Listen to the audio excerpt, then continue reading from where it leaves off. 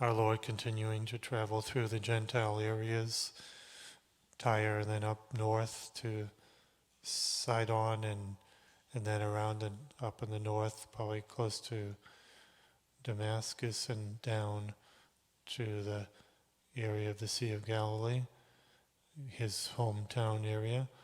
All that area, spreading the gospel, spreading himself, really, knowledge of himself and his message to the Gentiles, mostly Gentile-populated areas, again, showing the universality of the Christian faith, that our Lord is beginning to spread the faith that way through the Gentiles. Coming down, and then this big focus on this man who is deaf and dumb.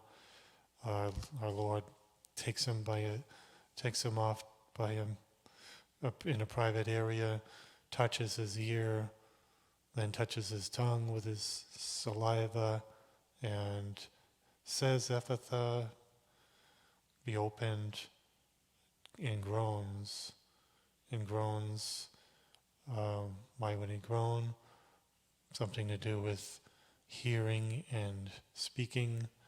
This man being able to hear after he's healed and speak as well. Hearing representing people don't listen. People don't listen to our Lord, to God. Throughout the centuries, people don't listen because it means that they need to give up and change their life and change themselves. We have to change ourselves. So listening is the lack of listening is a great offense to God. Maybe all the speech.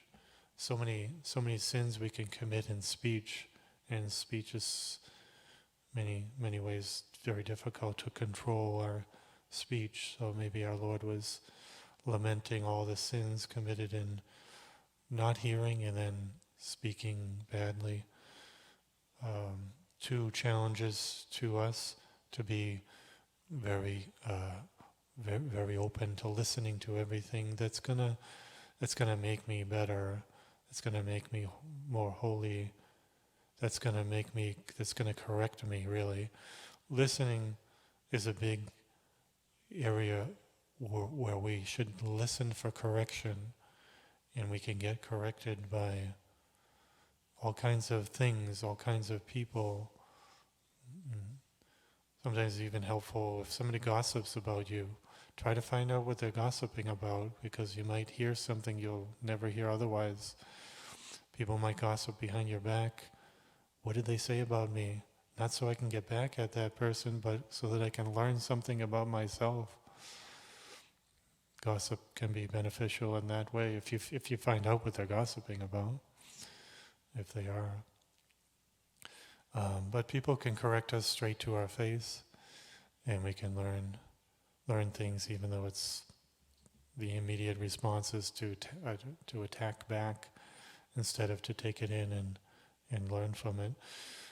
But we can listen, and God speaks in so many different ways. He speaks from creation. The saints used to say, you look at a beautiful flower and it screams at you. God exists. God is the one who made it. Do we listen to even things like that? So listen for God, because He's going to speak to us many ways every day. And then we won't be offending God if we are listening. And speech, learning to speak well, learning to be silent, learning to be quiet, learning to use discretion in speech, learning to think before we speak. Very difficult thing to do, but it is something we can get in practice of. Learn to use discretion in speech. As St. James said, if we think we're religious and we don't control our tongue, we're deceiving ourselves. So we can work on those things, and look to Jesus, who does all things well. Everything that we see in the gospel, everything Jesus did is an example, something we can learn and imitate. Our Lord, the perfect master, the perfect model for the world.